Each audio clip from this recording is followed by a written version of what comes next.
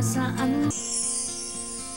Sharon would like to thank the following sponsors: STI, Education for Real Life; Mary Pauline and Sir George Salon; Fat Boys Pizza Pasta; Aquabest; Global Quality Waters and Environmental Solutions Technologies Incorporated; Zagu; Be Refreshed, Feel Zagu; Zenzest; Moose Gear; Frutas Shake Smoothies and Four Seasons; a Frutas a Day keeps the doctor away; Happy House Donut; Miguelitos Fried Ice Cream; Malunggay Life Oil; subukan ang purong katas ng Balunggay; Blim's Furniture; Patso; Boardwalk. Anak ng isang hukom, labas-pasok sa kulungan. Walang sala, sentensya'y sariling kusa. Bubunuin ang laya sa likod ng mga rehas dahil sa hangaring pagbabago. Meron pong mga taong labas-pasok po dito sa Bilibid dahil sa kanilang magandang adhikain naman. At ito po ang isa sa kanilang nag-iisang si Gang Badoy of Rock Ed. Hello, Gang! Hello, Sharon. Thank you very much for being here. Thank you for visiting. Gang, balikan natin yung first time mong pumasok dito. Hindi ba kayo natakot pumasok ng New Bilibid Prison?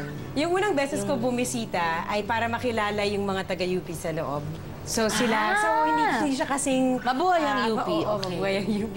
Kasi sila yung nag-organize para sa amin sa loob. Una na-intimidate ako, pangalawa, pag tuwan-tuwa ka, and it's so, parang bagong-bago yung experience. Oo. And then, of course, dahil mga napanood mong movie, laging masikip, laging may bad people, laging pangit ng ugalit, sumisigaw, nang haharas.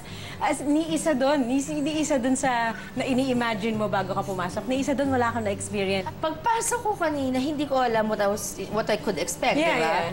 So, nagulat ako, may golf carts pa. Diba? May golf carts. At saka, ang kanilang head dito, I entered the room where I signed pa the guest book. Yes. And it looked like a conference room sa Malacanang or something, diba? I mean, nakakatuwa. Tapos, ang pinaka-touching, nagulat ka rin ba na para palang mga village ito, mga baryo? Yun, isa pa yun. Na may mga bahay-bahay, may mga tanim. If you want talaga to rehabilitate someone, you know, the atmosphere is very important.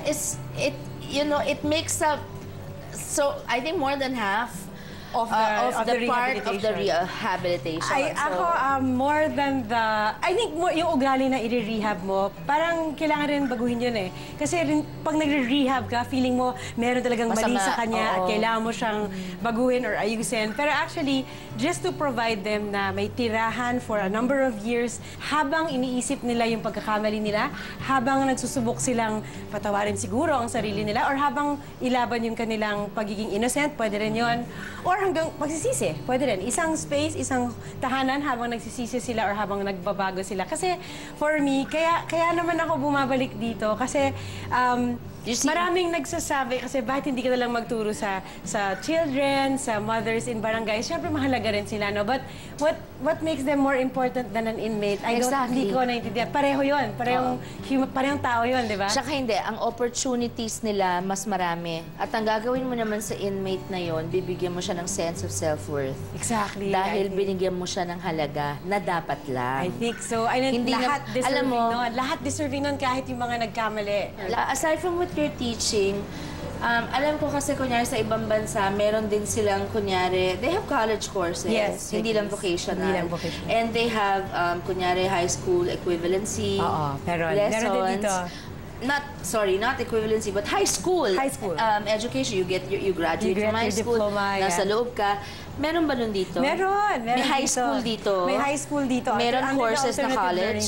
Meron din courses sa college. What is an alternative learning system? The alternative learning system inside. No. They have a school inside. And then some of the inmates who pass the para equivalency test are teachers. So some of the teachers are actually inmates because equivalency sa high school. Or to qualify to teach. Or college. Kasi meron ding mga gumraduate, di ba? Ang dami. In fact, you have to realize, mahalo-halo yung inmates. Just curious. Meron dito high degrees. In fact, meron dito nag-top ng board ng civil engineering. Meron. And, for whatever the situation is, they are inside. You see, you never know. And for whatever scenario is, they're inside and they're sharing whatever they have inside. And I've seen it. Nakita ko talaga.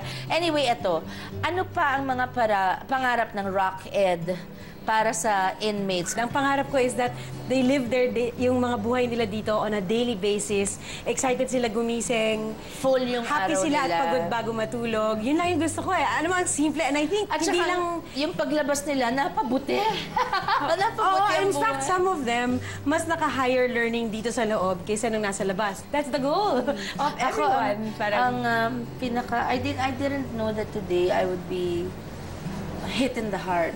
This is more malalim than being touched. It's parang akong pinana sa puso na magandang effect. No, but truly, you're doing your part when actually you're living a comfortable life and